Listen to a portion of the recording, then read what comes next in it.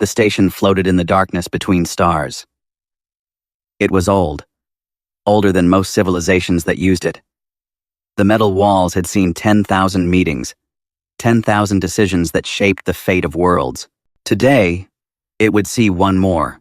Inside the great chamber, 4,000 delegates sat in rows that curved upward like the inside of a shell. They came from every corner of the galaxy. Some had scales, some had fur, some had no bodies at all, and existed only as patterns of light. They spoke different languages, breathed different air, and thought in ways that no other species could understand. But today, they had gathered for a single purpose. They had come to decide the fate of Earth. Admiral Kale stood at the center of the chamber. He was tall and gray, with skin like stone and eyes that had seen too many wars. His uniform carried the marks of the Vorn Empire, one of the oldest military powers in the Union. When he spoke, his voice filled the room like thunder. "We have studied them for 60 years, he said. "We have listened to their signals, watched their broadcasts, and analyzed their history. The evidence is clear." He pressed a button, and the air above him filled with images. Cities burning, soldiers marching, mushroom clouds rising over broken lands. The delegates watched in silence as the horrors played out before them. "They call themselves humans," Kale continued. "They are young. They have not yet left their planet. But they are clever, and they are violent. They have fought 2 world wars in a single century. They have built weapons that can destroy their entire species, and they are getting smarter every year." He paused and looked around the chamber. "In 200 years, perhaps 300, they will reach the stars. And when they do, they will bring their violence with them. They will spread across the galaxy like a disease. They will conquer and kill and destroy everything in their path." The images changed.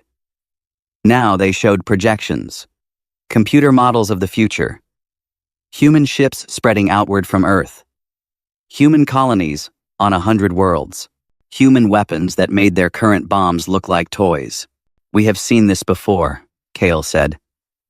"The Vorn remember the Krath.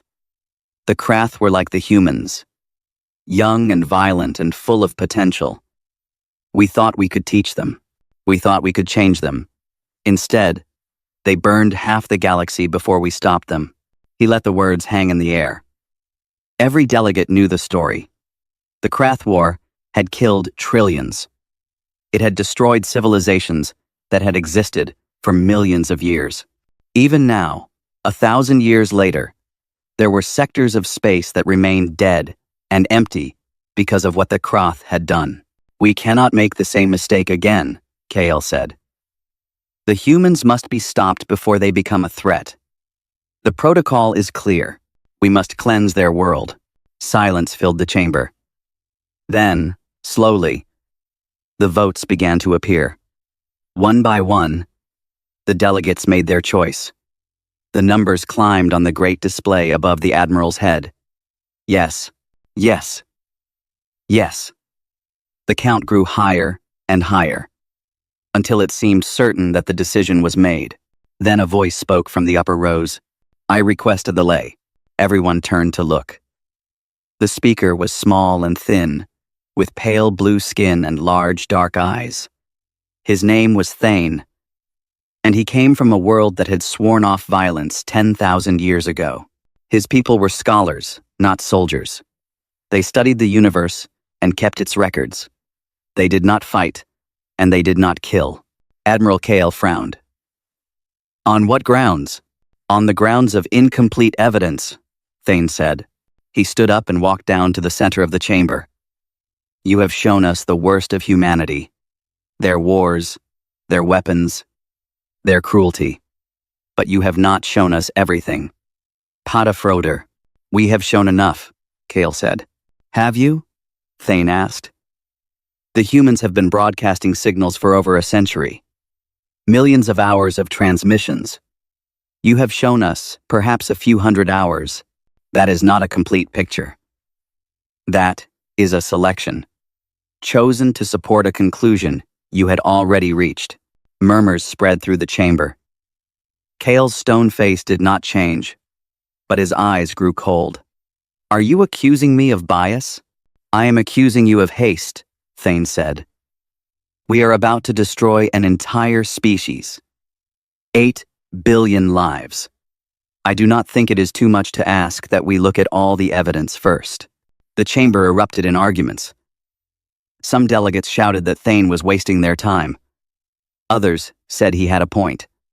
The noise grew louder and louder, until the presiding judge struck his staff against the floor. Enough, the judge said. His voice was quiet, but it cut through the chaos like a blade. Delegate Thane has made a formal request for review. Under Union law, such requests cannot be denied. He will have 30 standard cycles to complete his analysis. Admiral Kale looked like he wanted to argue, but he said nothing. The law was the law. He had no choice but to accept it. 30 cycles, he said to Thane. Not one more. And when you find nothing but more violence and more cruelty, perhaps you will understand why this must be done. Thane nodded slowly. Perhaps I will. Or perhaps I will find something that changes everything.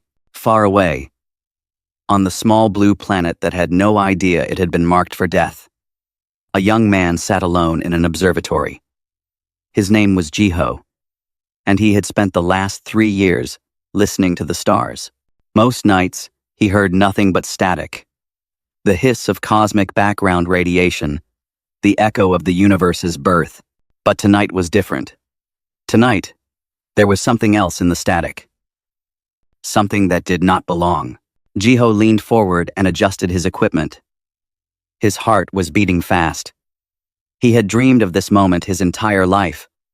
The moment when he would prove that humanity was not alone in the universe. He did not know that the signal he had found was not a greeting. He did not know that somewhere in the darkness between stars, a vote had just been taken to end his world. He only knew that something was out there.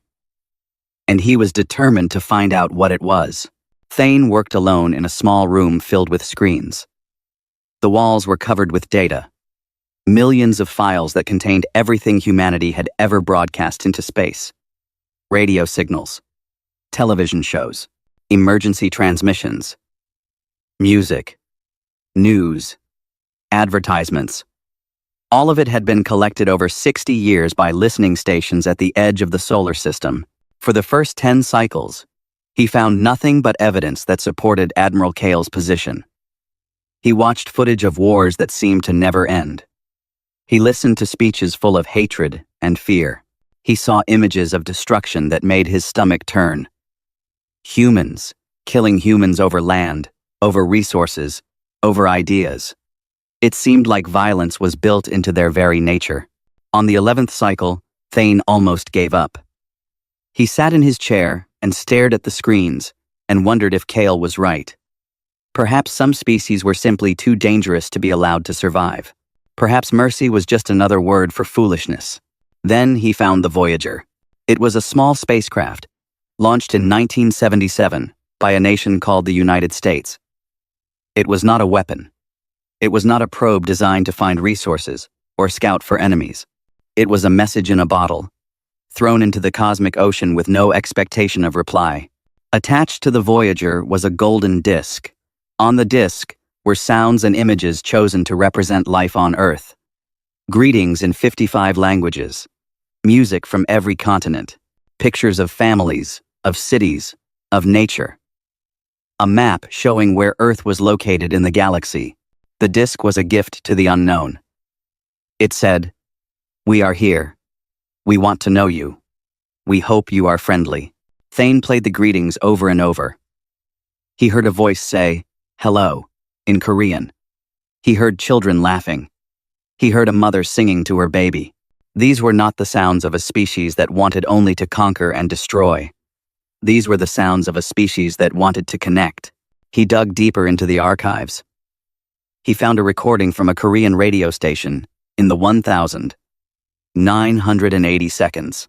The show was called Sora's Night. Every evening, a woman named Sora would read letters from her listeners. The letters were from lonely people, sad people, people who had no one else to talk to. Sora would read their words and play soft music and tell them that they were not alone, that someone was listening, that things would get better. Millions of people had tuned into that show, not for entertainment, not for information, just to feel less alone in the darkness. Thane found something else. A video from a flood in a small Korean town. The waters had risen fast, and many people had fled with nothing but the clothes on their backs. But one man had stayed behind. His name was Taeho, and he ran a small shelter for abandoned animals. Dogs, cats, rabbits. Animals that no one else wanted. When the flood came, Taeho did not run. He loaded the animals into boats, one by one, and carried them to higher ground. It took him 3 days. He did not sleep. He did not eat. He worked until his hands were bleeding and his body was ready to collapse. When reporters asked him why he had risked his life for animals, he looked confused by the question. They needed help, he said. What else was I supposed to do? They're loxing. They needed help. They needed help. Thane watched the video 5 times. Then he saved it and moved on.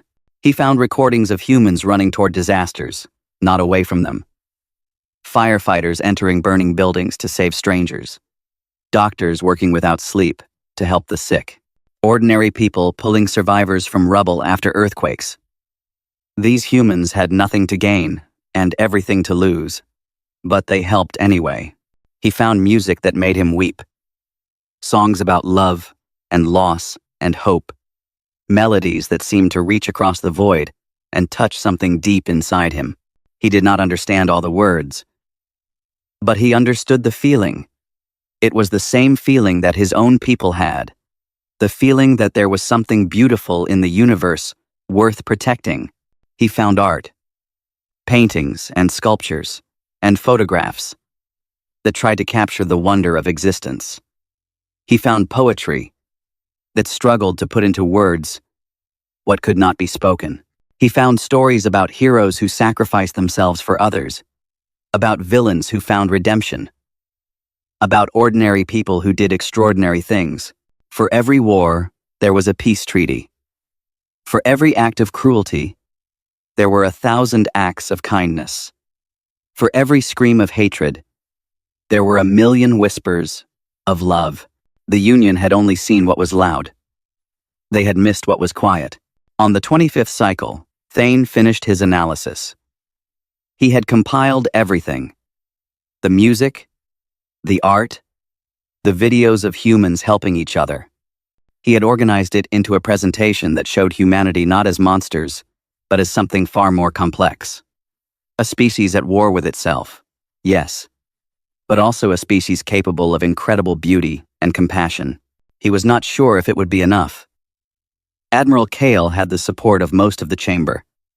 The fear of another Krath war was too strong. The delegates wanted safety, not risk. They wanted to destroy the threat before it could grow. But Thane had to try. He could not stand by and watch 8 billion lives be erased without showing the tribunal what he had found. He did not know that on Earth, a young astronomer named Jiho was about to change everything. Jiho had spent weeks analyzing the signal he had found. His colleague, Dr. Nari, thought he was wasting his time. She believed the signal was just noise, a random pattern that meant nothing.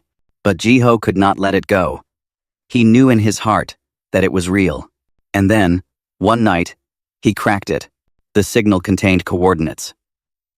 A location in deep space, far beyond the solar system. Someone was out there. Someone was listening. Jiho sat in his chair and stared at the numbers on his screen. He could tell the world. He could call the news stations, and the governments, and the scientists. He could become famous. But that was not what he wanted. He wanted to send a message back. He wanted to reach across the void and say hello. He wanted to show whoever was listening that humanity was worth knowing. The question was, what should he send? He thought about it for a long time. He could send math, the universal language. He could send images of Earth. He could send a recording of himself speaking. In the end, he chose something simpler. He found an old recording on his phone. His grandmother, Bora, singing him a lullaby when he was 5 years old. Her voice was soft and warm. The song was about the moon watching over the world, keeping everyone safe while they slept. Jiho attached a simple message, translated into mathematical language. This is who we are when no one is watching. Then he pointed the antenna at the coordinates and pressed send. The signal flew outward into the darkness, carrying a grandmother's love toward the stars. The signal traveled at the speed of light. It passed through the cold emptiness between planets, past the frozen rocks at the edge of the solar system, and out into the vast ocean of interstellar space. It was such a small thing, just a pattern of radio waves carrying an old woman's voice, but it moved with purpose, aimed at a point in the darkness that no human telescope had ever seen. Jiho did not tell anyone what he had done. He knew they would think he was crazy. Dr. Nari had already stopped talking to him about the original signal. She thought he was chasing ghosts, wasting his talent on fantasy. If she found out he had sent a message back, she would probably have him removed from the observatory, so he kept quiet. He went to work every day and did his job and pretended that everything was normal. But every night, after everyone else had gone home, he would sit at his desk and stare at the coordinates on his screen, waiting, hoping. He did not know if anyone would ever receive his message. He did not know if anyone was even out there. But he had done what he felt was right, and that was enough.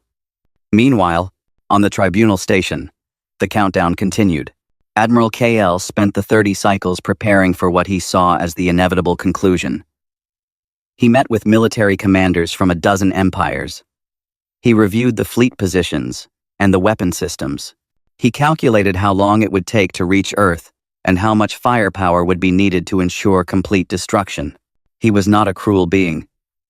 He took no pleasure in what was about to happen. But he had lived through the HFY War. He had seen what happened when dangerous species were allowed to grow. He had watched friends die. The 20%, he had seen worlds burn. He would not let that happen again. On the 29th cycle, Thane requested permission to address the tribunal. Kael granted it without argument. He was confident that nothing the scholar could say would change the outcome. The votes were already counted. Earth would be destroyed. Thane stood at the center of the great chamber, surrounded by 4,000 delegates who had already made up their minds. He felt very small and very alone, but he thought about the humans he had studied, the ones who had stood up for what they believed even when they had no chance of winning. If they could be brave, so could he. I have spent 30 cycles studying humanity, he began. I have watched their broadcasts, listened to their music, and read their stories. I have seen the worst of them. But I have also seen something else. He pressed a button, and the air above him filled with images. Not war this time. Not destruction. A man in a burning building, carrying a child to safety. A woman holding the hand of a dying stranger. A crowd of people working together to rebuild after an earthquake. Humans are violent, Thane said. This is true, but they are not only violent, they are also kind. They help each other. They risk their lives to save strangers. They create beautiful things for no reason other than the joy of creation. The images changed. Now they showed the Voyager spacecraft and its golden disk. The greetings in 55 languages played through the chamber. Delegates leaned forward, listening. This is what they sent into the void, Thane said. Not a weapon. Not a threat. A message of peace. A hope that someone would hear them and answer. Admiral Kale stood up. Pretty pictures and hopeful words do not change what they are. The Krath also had art. The Krath also had music. And the Krath still burned half the galaxy. The Krath were given no choice. Thane said quietly. We met them with warships and demands. We told them to submit or die. Is it any wonder they chose to fight? Murmurs spread through the chamber. Kale's eyes narrowed. What are you suggesting? He asked. I am suggesting that we do not repeat our mistakes. The humans do not know we exist. They do not know they have been condemned. They are still innocent. Perhaps if we approach them differently, the outcome will be different. Kale shook his head. You are a fool. Hope is not a strategy. We cannot gamble the safety of the galaxy on the chance that humans might be better than the Krath. The debate continued for hours. Delegates argued on both sides. Some agreed with Thane that humanity deserved a chance. Others agreed with KL that the risk was too great. The voices grew louder and angrier until it seemed like the chamber might tear itself apart. Finally, the presiding judge called for silence. The time for debate is over, he said. We will vote now. The question is simple. Shall the planet Earth be destroyed? Jimine. Thane watched as the votes began to appear. Yes. Yes. Yes. The numbers climbed steadily, just as they had 30 cycles ago. He felt his hope beginning to fade. He had done everything he could, but it was not enough. Humanity would die, and there was nothing he could do to stop it. Then a technician rushed into the chamber. Wait, she called out. A new transmission has been received. Everyone turned to look at her. She was young and nervous, and her hands were shaking as she held up a data chip. It came from Earth, she said. A direct transmission, aimed at one of our listening stations. It arrived just moments ago. Admiral Kale frowned. That is impossible. The humans do not have the technology to detect our stations. Nevertheless, the technician said, they found one. And they sent this. She inserted the chip into the central console. The display above the chamber flickered and changed, and then a voice filled the room. It was an old woman's voice, soft and gentle. She was singing in a language that none of the delegates understood, but the meaning was clear. It was a lullaby, a song of comfort and love, sung to a child in the night. The chamber fell completely silent. Thane translated the message that had been attached to the recording. His voice was barely a whisper, but in the silence, everyone could hear him. This is who we are when no one is watching. No one moved. No one spoke. The lullaby played on, filling the great chamber with its simple beauty. 4,000 delegates from 4,000 worlds listened to a grandmother singing to her grandchild, and for a moment, they forgot about war and fear and destruction. They only heard the love. The lullaby ended, but the silence continued. It stretched on for what felt like forever, filling every corner of the great chamber. 4,000 delegates sat motionless, lost in their own thoughts. The recording had lasted only 2 minutes, but it had changed something in the room. The air felt different now. Heavier. More uncertain. Admiral Kale was the first to speak. This changes nothing, he said. His voice was firm, but there was something underneath it that had not been there before. A crack in his certainty. One song does not erase a century of violence. One grandmother does not speak for 8 billion humans. Does she not? Thane asked quietly. Is that not exactly what she does? KL turned to face him. You are letting emotion cloud your judgment. We are not here to decide whether humans can be kind. We are here to decide whether they are a threat. And they are. Nothing you have shown us changes that fundamental truth. Perhaps not, Thane said. But perhaps the question is not whether they are a threat. Perhaps the question is whether they could become something else. He walked to the center of the chamber and looked up at the screens that still showed the data from the recording, the waveforms of an old woman's voice.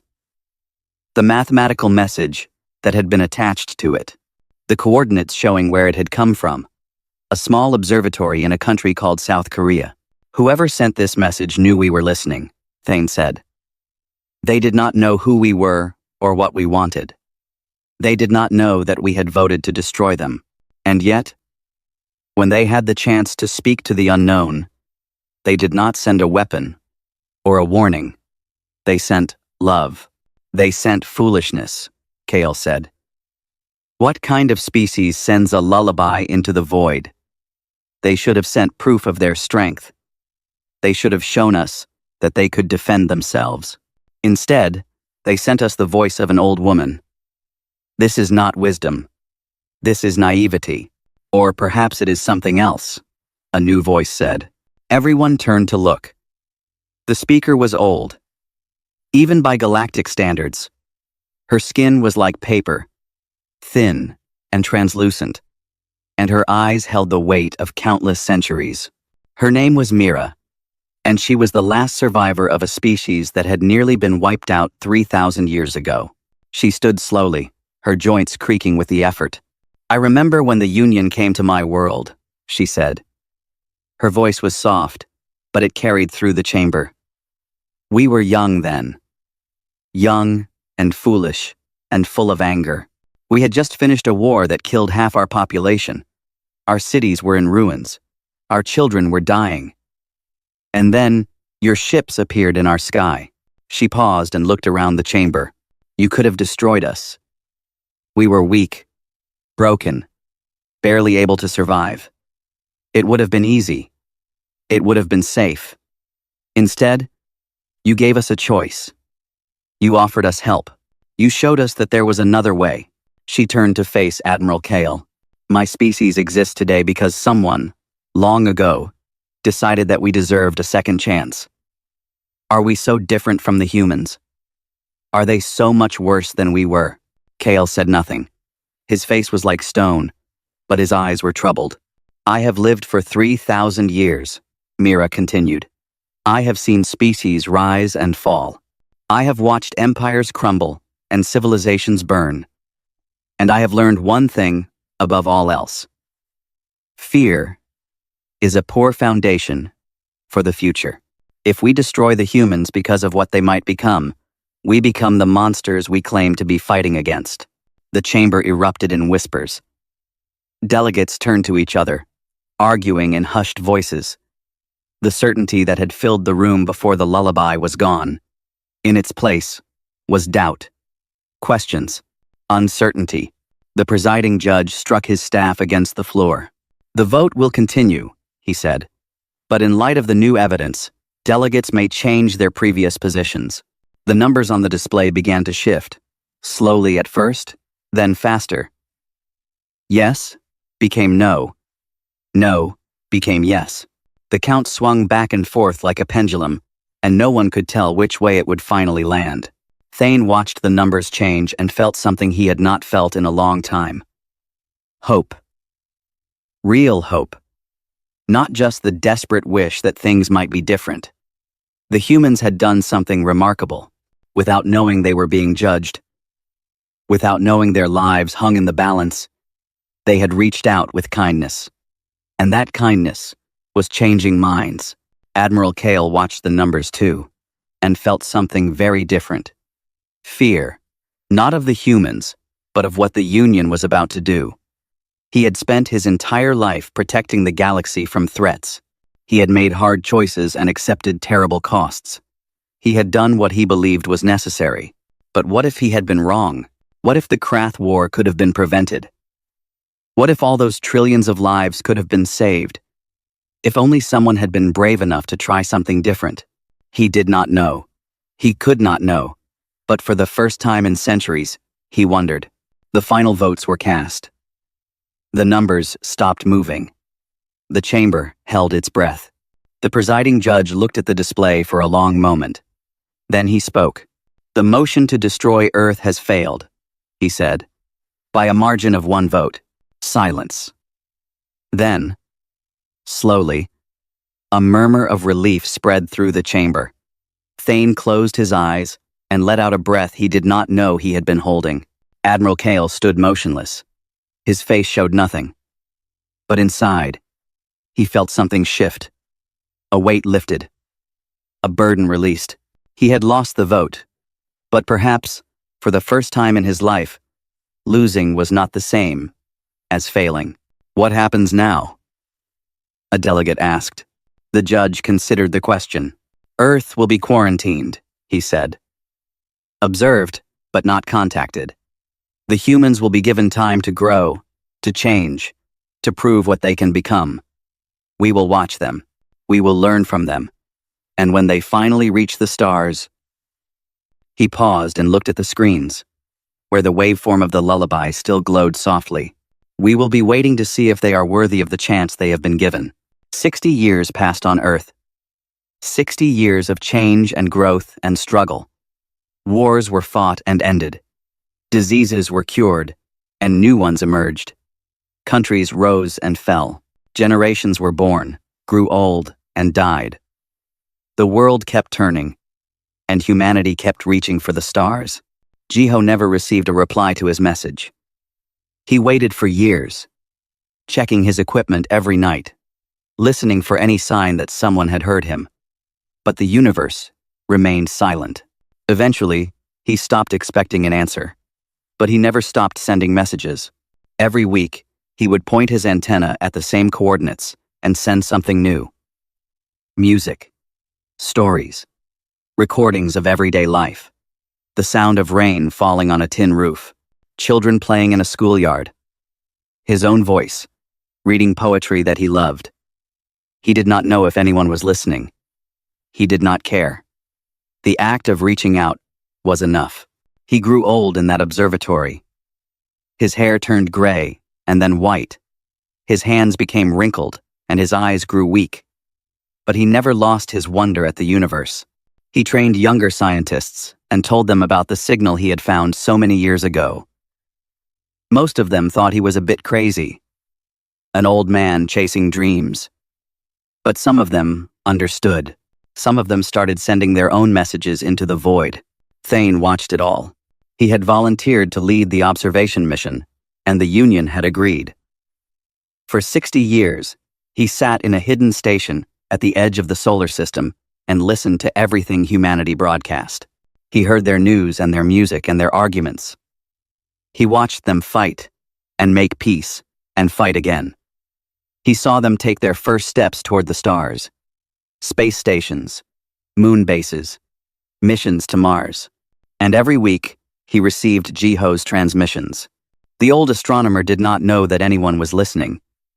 He spoke into the void as if he were talking to a friend he had never met. He shared his hopes and his fears and his memories. He talked about his grandmother, Bora, who had died 10 years after he sent the lullaby. He talked about his daughter, who had become a pilot. He talked about his granddaughter, Yuna, who had just been accepted into the new space program. Thane recorded every word. He played them for his crew during long shifts. He played them for visiting delegates who came to check on the mission. He played them for himself, on quiet nights when the station felt too empty and the universe felt too large. He came to think of Jiho as a friend. A friend who would never know he existed.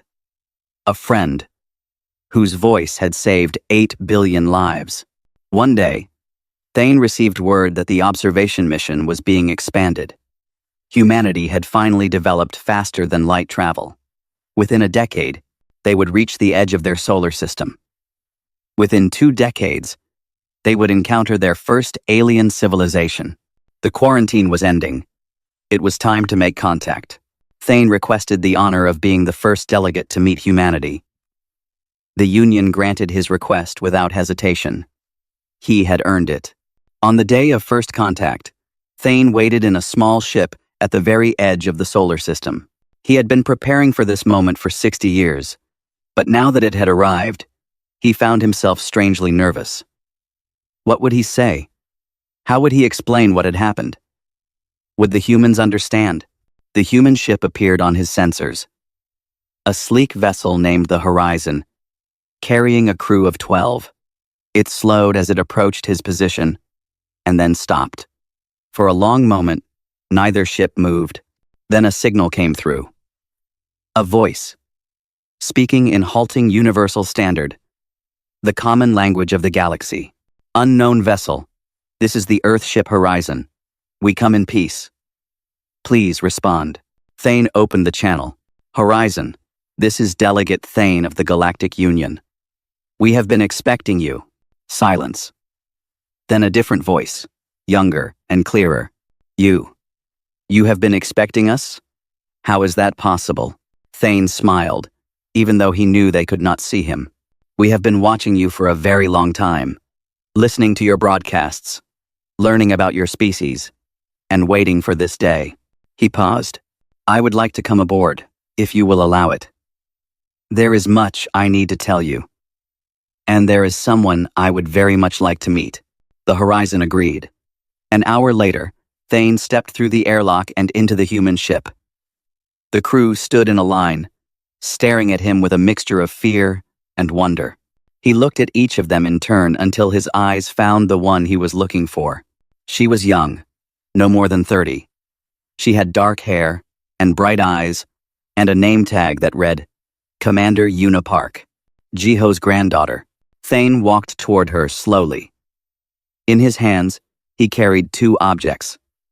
The first was a copy of the Voyager Golden Record, carefully preserved for over a century. The second was a small data chip. Commander Park, he said, your grandfather sent a message into the void 60 years ago, a lullaby sung by your great-grandmother. Do you know the story? Number noon.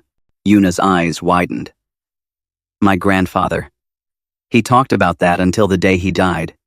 He always believed someone was listening. But we never knew. We were listening, Thane said. We are always listening. And his message saved your world. He told her everything. The tribunal, the vote, the recording that had arrived at exactly the right moment and changed the minds of 4,000 delegates. He told her about the quarantine and the observation mission, and the 60 years he had spent listening to her grandfather's voice. When he finished, Una was crying. So were several members of her crew. Even Thane felt something stir in his chest, an emotion he had not known he was capable of feeling. He held out the data chip. This contains every message your grandfather ever sent. Every song. Every story. Every word. I thought you should have it. Una took the chip with trembling hands. Thank you, she whispered. Thank you for listening. Thank you for giving us a chance. Thane shook his head. Do not thank me. Thank the ones who came before you. The ones who sent music into the void instead of weapons. The ones who reached out with kindness when they had every reason to be afraid. They are the reason you are here today. They are the reason any of us are here. He looked around at the human crew, at their curious faces and their hopeful eyes. We have been waiting a long time to meet you, he said. And now that you are here, I think I understand why your grandfather kept sending messages, even when no one replied. Some things are worth doing, even if you never see the result. Some voices are worth sending into the darkness, even if you do not know who is listening. He smiled. Welcome to the galaxy. We are glad you made it. And somewhere, in an observatory that had been turned into a museum, a recording of an old woman's lullaby played on a loop, a song about the moon watching over the world, a voice that had traveled across the stars and changed the fate of a species, a grandmother's love, still echoing through the void.